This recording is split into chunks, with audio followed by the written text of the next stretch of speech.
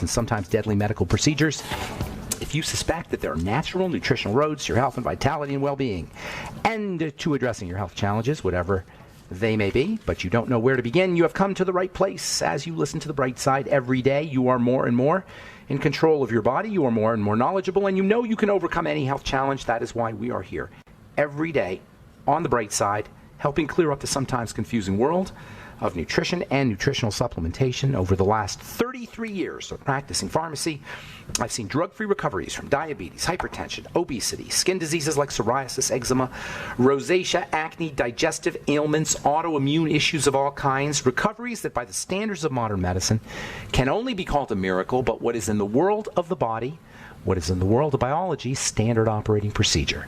Because the human biological system is a healing system, it's a regenerating system. It is designed divinely to heal and renew itself on a moment-to-moment basis. And while some folks may call that healing, renewing, regenerating system a miracle, it really is just the way the body works. If you have questions about health, nutrition, prescription drugs, if you want to wean yourself off your meds and get on a good nutritional supplement program, we are here for you. We want to be your go-to source in all things health and nutrition. Call us at 844-236-6010. If you have questions, comments, success stories you'd like to share, 844-236-6010. We'll get your calls in our next segment. Bottom of the hour, we're going to talk to Sonya Barrett about her movie, The Business of Disease. Sonya, I've known Sonya for going on 10 or 12 years. I first read her book, The Holographic Canvas. She's a prolific writer as well as a movie maker. I first read her book, The Holographic Canvas, probably 10 or 15 years ago. And I've had her on the radio show multiple times. She's just an amazing, amazing woman. She studies alchemy, the paranormal, consciousness. She works with Bruce Lipton and Dr. Jacob Lieberman, who we've had on this program. And her movie is The Business of Disease. We're going to be talking to Sonya at the bottom of the hour, so we'll get your calls in our next segment. 844-236-6010. If you want to purchase longevity products, go to brightsideben.com, pharmacistben.com, or criticalhealthnews.com. All the longevity products you hear advertised or recommended on the Bright Side are available at brightsideben.com, pharmacistben.com, or criticalhealthnews.com. You can also sign up to join the Bright Side Ben team if you're an entrepreneur and want to make some money. If you are a health interested type of person, that's kind of an awkward way of saying it, but if you're interested in health and nutrition, if health and nutritional strategies have helped you in your life, or you've seen it in others' lives and you want to participate in the multi-billion, even trillion-dollar health business, the longevity business opportunity is something you want to check out. Call 866-735-2470 for more information, or click on the Join the Team link at brightsideben.com, pharmacistben.com, or criticalhealthnews.com. And while you're on the internet, don't forget to check out our Truth Skin Health products at truthtreatments.com, truthtreatments.com. All right, 844-236-6010 is our number. We'll get your calls next segment. Sonya Barrett at the bottom of the hour. We are talking about, last program we left off talking about garlic and sulfur and NAC. Started off talking about mercury and the digestive system and heavy metals and minerals and the periodic table. We've been on quite a journey here the last 6 months or so. We've been talking, basically, a lot of what we've been talking about is physical chemistry, PChem. And PChem has a reputation for being the hardest subject in university sciences. PChem and chemical engineering probably are the two hardest things to study. PChem is physics and chemistry, quantum chemistry. Yet, to understand chemistry, really, to understand, to be able to play with it and really leverage its amazing powers without having to just listen to somebody else, you got to really understand the electrodynamics of all these things. That's what we've been talking about, the electrical nature of the elements on the periodic table. And of all the electrical elements, probably the most biologically relevant is sulfur. Sulfur is just amazing, amazing stuff. It's got this ability to attract things to it. It carries an electrical charge that the body uses. And guess where sulfur gets electrified? This is so cool. Sulfur gets electrified in the body by the sun. Yes, the sun. When you go out in the sun hits your skin, and the sulfur in your skin becomes electrified. Tell that to the next knucklehead healthcare professional who tells you to stay out of the sun. We get electrified by the action of the sun via its interaction with sulfur. This is why the vitamin D that you get from the sun is so much better than the vitamin D you get from food or supplements. The vitamin D you get from the sun is electrified by sulfur. It's a vitamin D sulfate. They call it vitamin D sulfate. And it's an electrified version of vitamin D. Cholesterol, same way. The sun electrifies, or sulfur from the sun, sulfate it's called, electrifies cholesterol and makes it a more liquidy cholesterol. It helps it flow through the liquefied parts of the body a little bit more effectively. It helps the cholesterol do its work more effectively. We're solar beings. We're photosynthetic beings. We make things out of the sun. Now, we have an intermediary, that sulfur is an intermediary, but via the electrification of sulfur by the sun, we become photosynthetic beings. This is all has to do with the craziness that's out there in the world of health, in the world of nutrition, in the world of medicine. And when I say craziness, I mean misinformation and non-information and wrong information and bad information. So last we spoke, we were talking about garlic. Garlic is a wonderful way to get sulfur. Garlic contains a sulfur compound called allicin, and this is the chemical that this is the chemical that nutritionists are always talking about when it comes to garlic. And allicin is very, very important. Allicin is a byproduct of chemistry that occurs when you crush garlic. So if you're really going to maximize the health benefits of your garlic, you want to crush it. You don't want to slice it. You want to crush it. It's the crushing action that gives it gives garlic its medicinal potency. Same thing happens in onions. You want to crush your onions if you want to get the medicinal potency rather than slice your onions. If you crush your onions, you release all of these sulfur enzymes. Interestingly, the sulfur compounds in onions are volatile, and the ones in garlic aren't. This accounts for the watery eyes that you get when you're slicing onions. But not as much when you're when you do it with garlic. Both cases, the release of these chemicals occurs upon damage to the vegetables. The flesh of the veggies gets damaged. And by the way, when you cut a garlic, you're still going to get some of that allicin, but not as much as when you crush it. So the whole idea is that when the plant is damaged, these defense molecules punish the insects that decide that they're going to eat a little garlic or onion. These are defense molecules. The allicin, the sulfur, the phytonutrients in general are defensive molecules.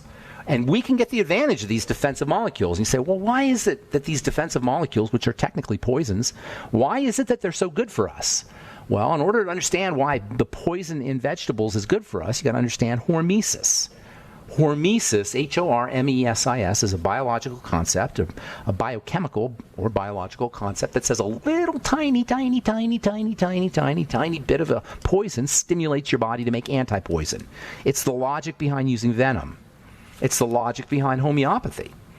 A tiny trace of poison from a plant, which we've evolved with, stimulates the liver to make all kinds of wonderful things. And that's true about all phytonutrients, and it's especially true about these sulfur compounds like allicin.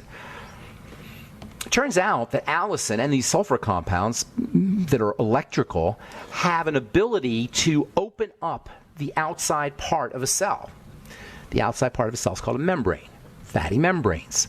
Membranes are made of fats, and they open and close in response to things. Acids, for example, can have an opening effect on cells. This is one of the reasons why you want to use alpha hydroxy acids on your skin. Acids can have an opening effect on skin cells. Certain nutrients will have opening effects on skin cells. Fulvic minerals, electrified minerals, will have an opening effect on skin cells. Retinol, vitamin A, will have an opening effect on skin cells. Opening up cells is a very interesting property that phytonutrients, a lot of phytonutrients have, and this can be leveraged. We'll talk about that when we come back from our break. And get your phone calls as well. 844-236-6010 is our number. You're listening to The Bright Side. Got Sonya Barrett at the bottom of the hour. All right, we're back on The Bright Side. I am Pharmacist Ben. Got lots of lines open for you. In fact, we don't have anybody waiting to speak to us, so now's the time to get on board at 844-236-6010. We got Sonya Barrett coming up at the bottom of the hour. Sonya is a visionary, true visionary. Got a radio program called The Expansion Zone that's on KPFK in Los Angeles, and she's a prolific writer and author, blogger, and she's got all kinds of websites going on. We're going to talk today about her movie, The Business of Disease. The Business of Disease is a documentary that explores the marketing of sickness, the hypnosis of marketing, as she says. She calls it the hypnosis of marketing and belief systems and the body's ability to heal. That's what she says. The Business of Disease is an exploration on the hypnosis of marketing, belief systems, and the body's ability to heal. And guess what? That's what we talk about here on this program all the time. So she's right in line with the bright side, but she's got some interesting takes on it. We'll talk to Sonya at the bottom of the hour. 844-236-6010 is our number. We're talking about Allison and garlic. Garlic's kind of interesting in the sense that it helps open up cells. It increases permeability. There are these things on the outside part of cells, this is so cool, that are like garage door openers on the outside part of the cell. Remember, we're talking about it. When we talk about a cell, we're talking about a little living entity that is conscious. And when I say conscious, I mean it makes decisions. Yes, a cell makes decisions. It decides what it's going to do. How it makes those decisions, that's a whole nother story. The divinity, the magic, the spirituality, the consciousness, the power of a little cell is beyond it's just beyond belief if you really study it. And I've been studying it for 30 plus years. It's mind-blowing. Cells make decisions. They decide on things. One of the decisions they make is whether to open up or to stay closed. They have garage door openers on the outside. Oh, they don't call them garage door openers. They call them voltage gates. Yes, voltage gates. That's the literal term. That's a scientific term for these garage door openers that are on the outside of, or garage doors, that are on the outside of cells. And garage door openers, there's little switches that open it. They call them voltage gate and voltage gate activators. And there's certain things that act as voltage gate activators.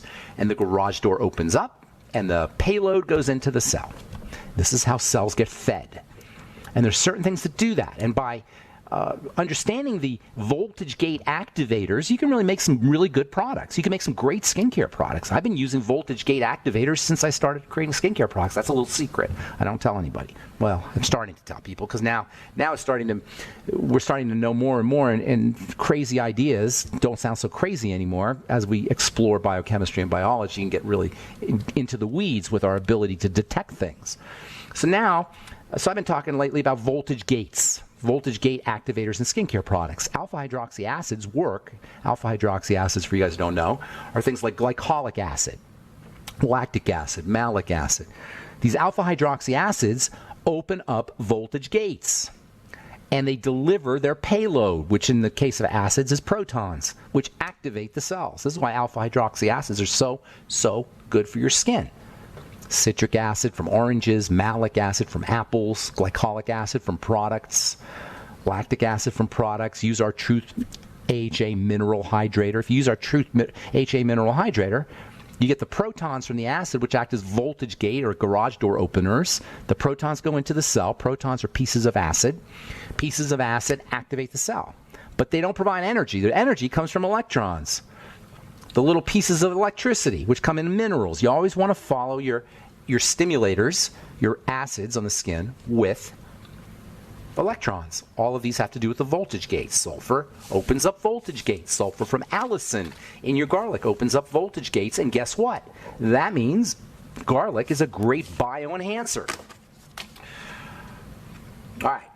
844-236-6010. We'll continue talking about garlic and sulfur. Got some folks who want to talk to us, and we're running out of time. Sonya Barrett at the bottom of the hour. Ria in Japan, my new best friend. What's going on, Ria? How you doing?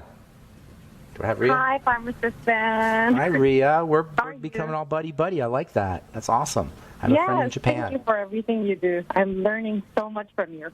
Nice. All right, cool. What's going on in Japan these days? I have a couple of questions today. Yeah. Yes.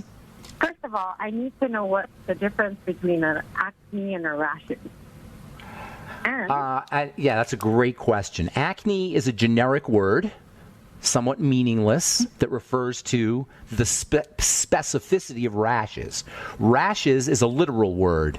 Acne is a made-up word. Does that make sense? Acne is it's a generic phrase. It's a kind of a concept. Rashes are literal. They're right on your face. Confused. I think Don't even think about acne. Don't even think about acne. Think about rashes. Acne is just a made-up word. For me, you have a rash. Okay, on your so skin. I have a rash. Yes. All right.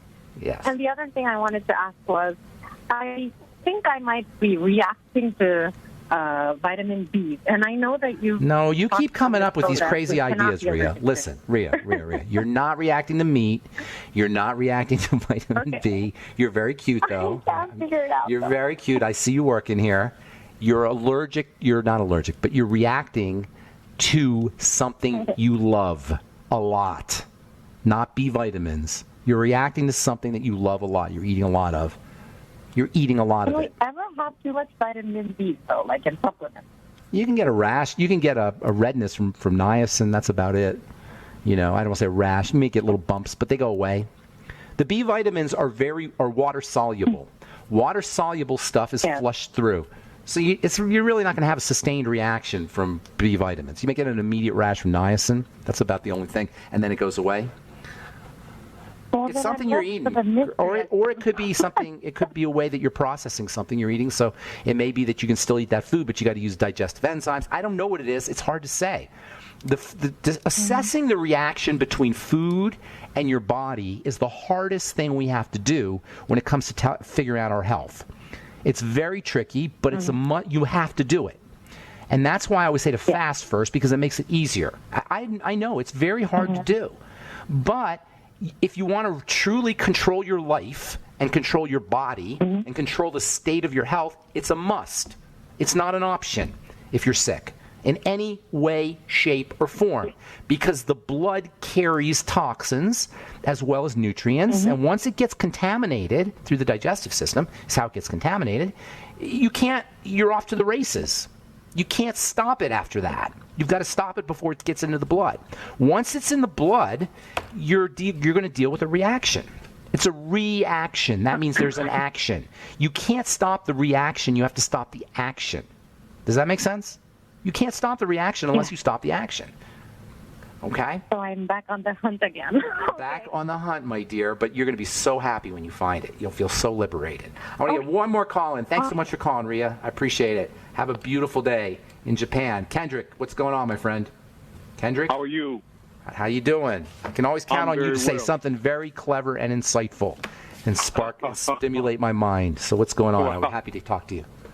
Okay, so, wow, you really put me on the spot because I had a very simple question this time when I called in.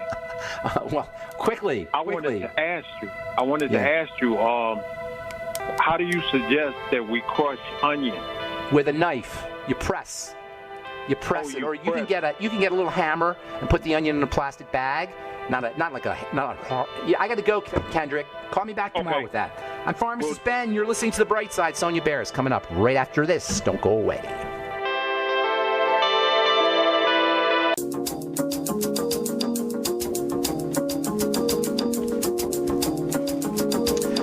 Okay, we're back on The Bright Side, and I am thrilled and honored to have our next guest on. I've been a fan of Sonya Barrett's for many years.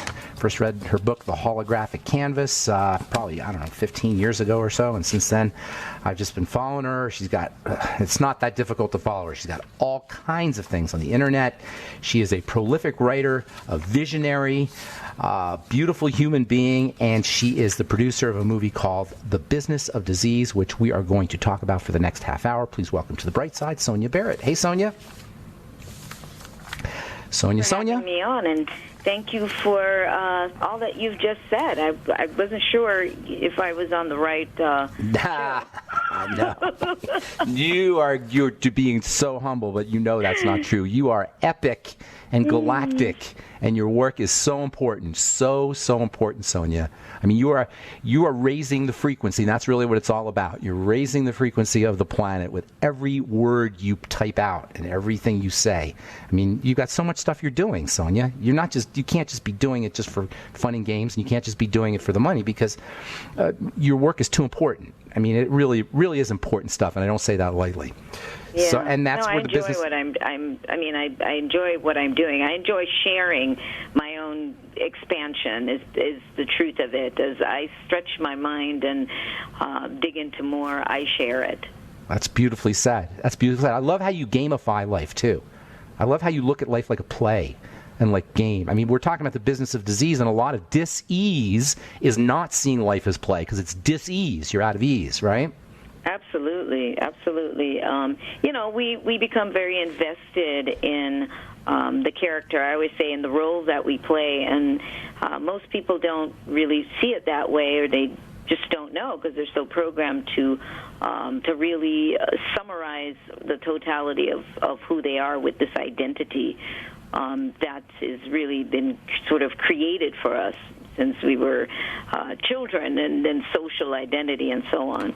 So I think that's very, very important. That's a significant part of it, is to really step back and to be able to recognize that who I am, who I think I am, I say Sonya Barrett is, I have to see the character that really identifies as Sonya or Ben in order for me to see the bigger picture.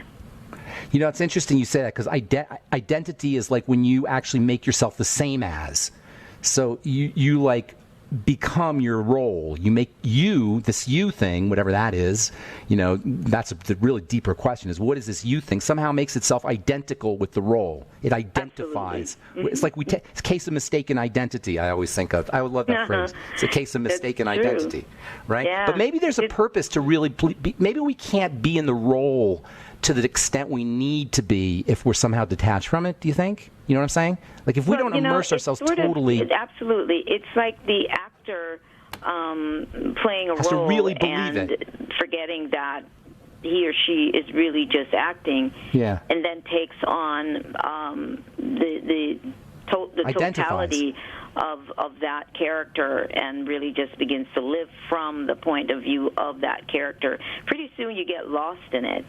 Yeah. But at the Maybe that's same why actors time, are crazy. Maybe that's why actors lose their minds sometimes. Jim Carrey talks about that. And at the same time, the only way to really have the full experience here is to be the role, is to really dive in and be the totality of that role in that moment.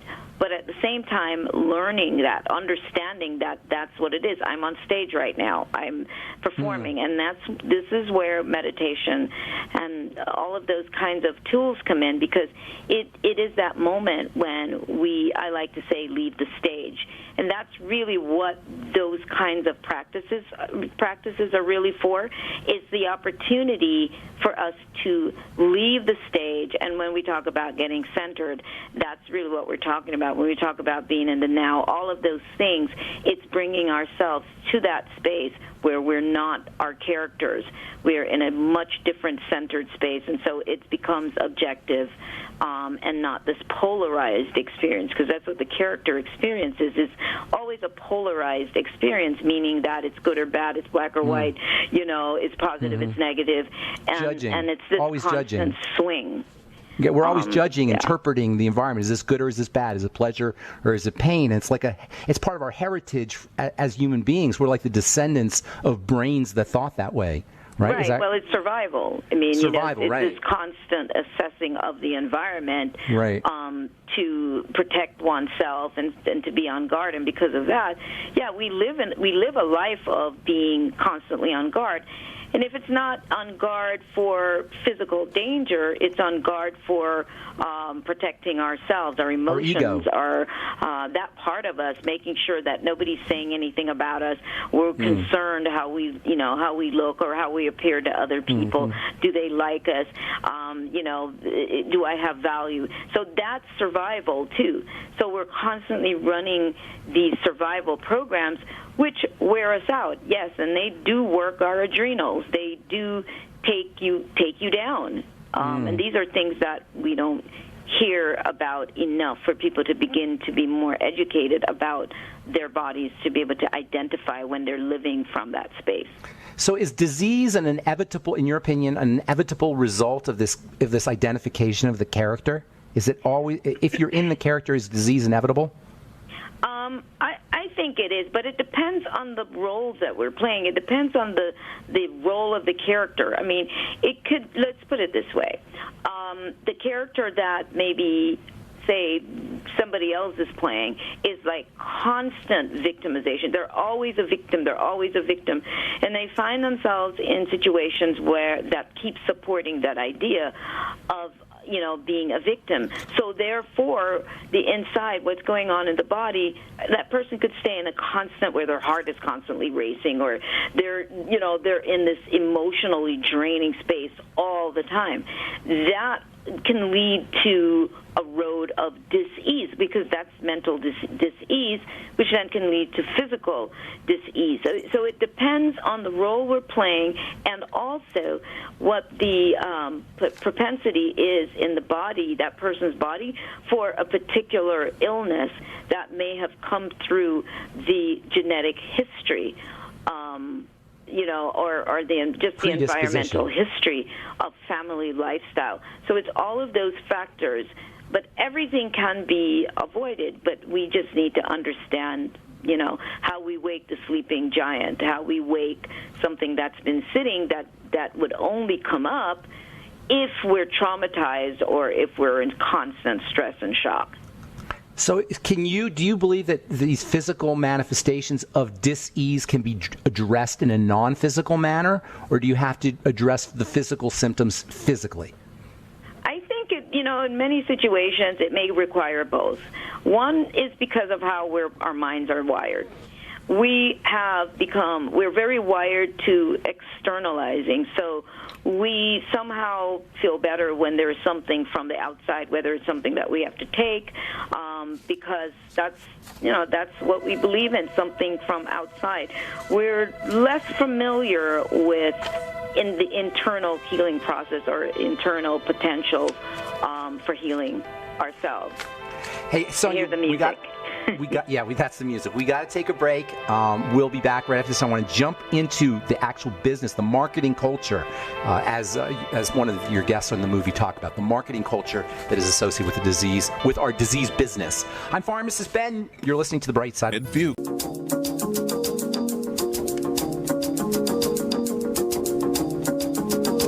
Okay, we're back on The Bright Side. I'm Pharmacist Ben. We're talking to Sonya Barrett, visionary author, prolific writer, blogger.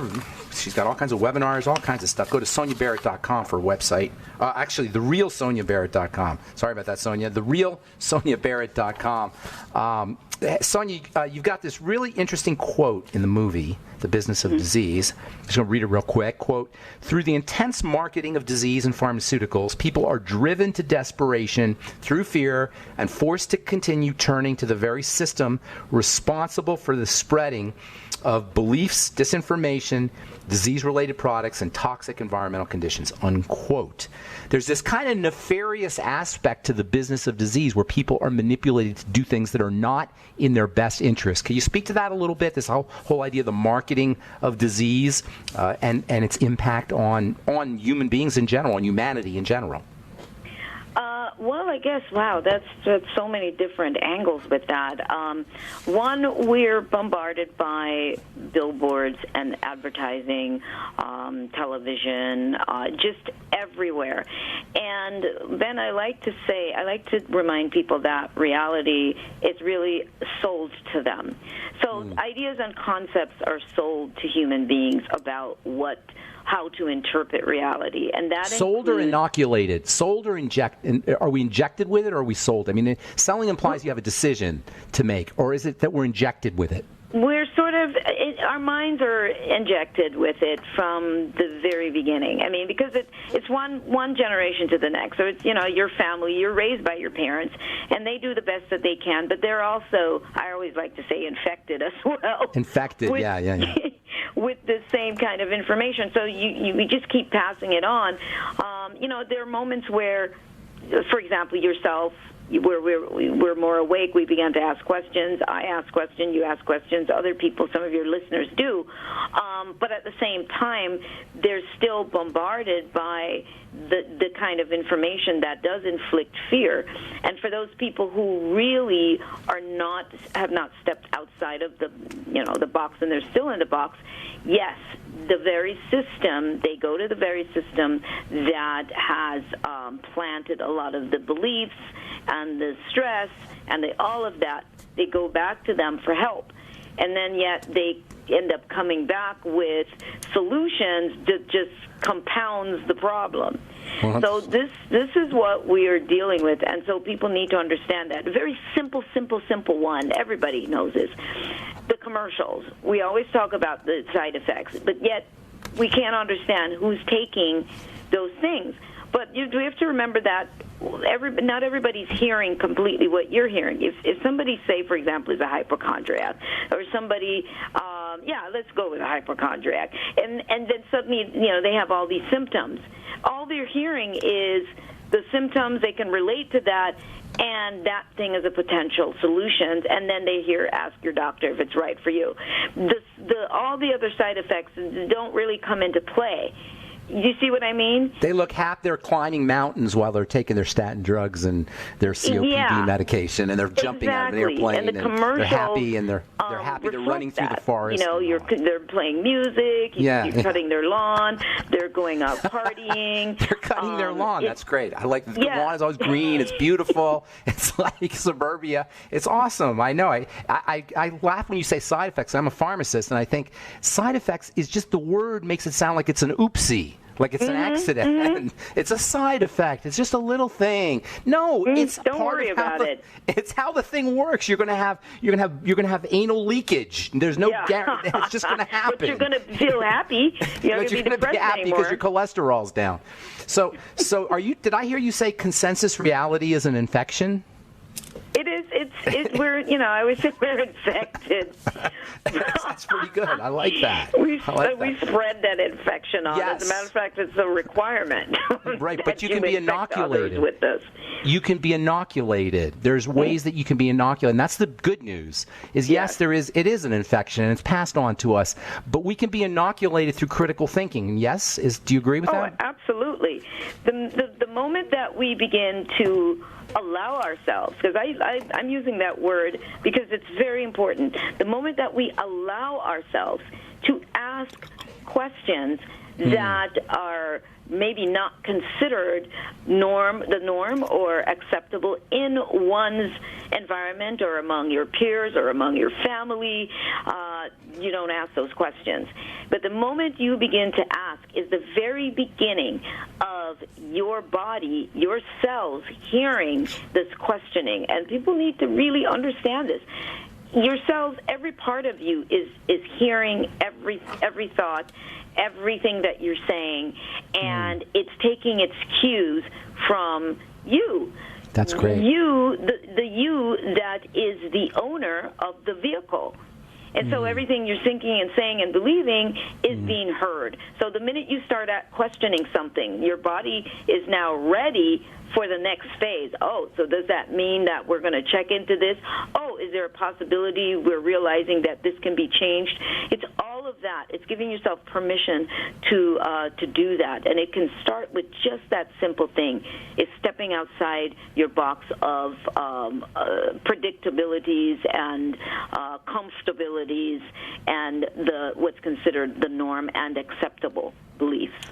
So, in other words, we have control to a certain extent, or we can begin the process of detaching from the consensus reality that says that we have to be in fear of disease or we have to break down. We can start the process simply by questioning. We can start the detachment process simply by questioning.